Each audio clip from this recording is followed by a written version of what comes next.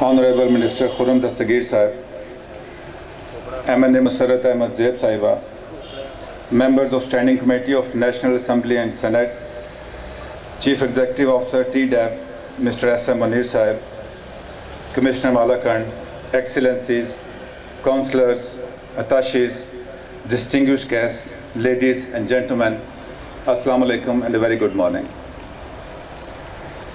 It gives me a great pleasure to be here today as GOC Swat, standing here as Commander of the Security Environment in Swat. Last night I had an opportunity to interact with few of you.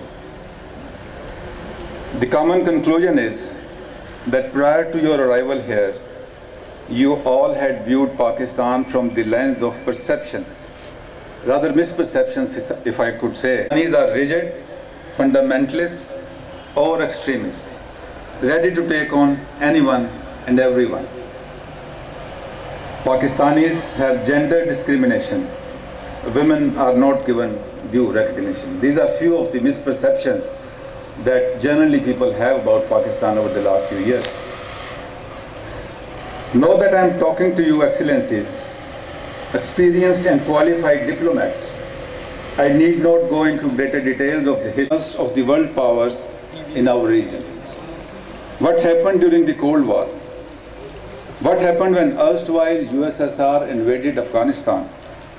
What happened when armies of 50 countries under the US-led NATO coalition came next door in Afghanistan? And how we have fought this imported war, so to say. Ladies and gentlemen, we live in a world where competing interests are ever growing. Statecrafts are managed through respective national interests. Pakistan is no exception. To us as a sovereign country, our national interests are supreme. We have been victim of competing interests. What we have done and shall always do is to safeguard our own national interests.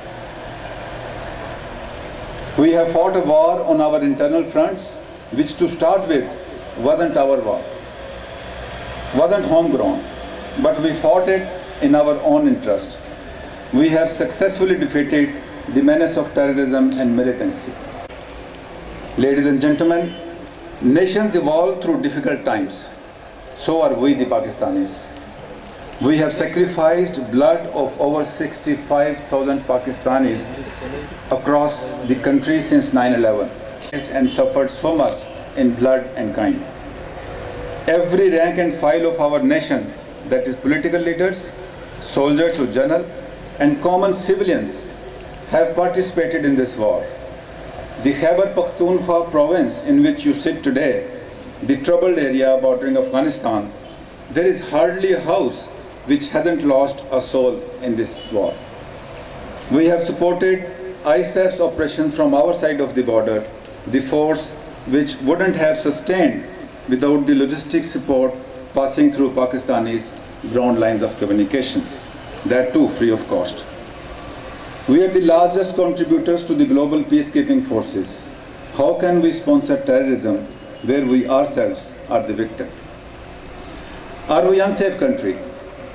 The troubled area bordering Afghanistan is only 4% of our total landmass. That we have successfully cleared.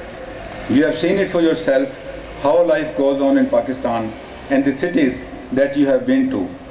Pakistan does not sleep. Are we rigid, ladies and gentlemen?